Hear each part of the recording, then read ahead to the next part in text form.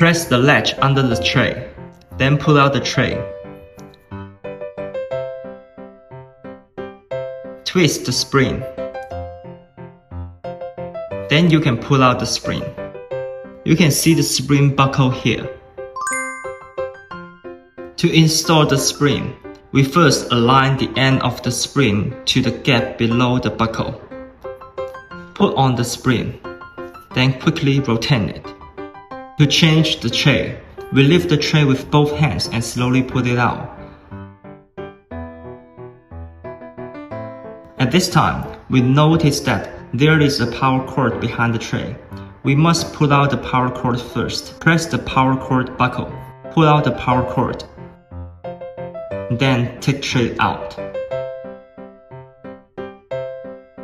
As for install the tray, connect the power cord first.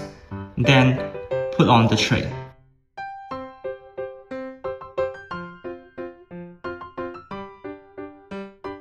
Notice that the tray must be fixed by the latch. Remove the screw.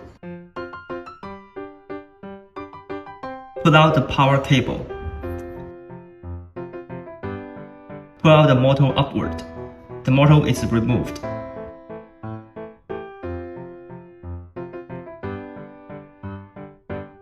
Plug in the power cord. Screw it on. Finished.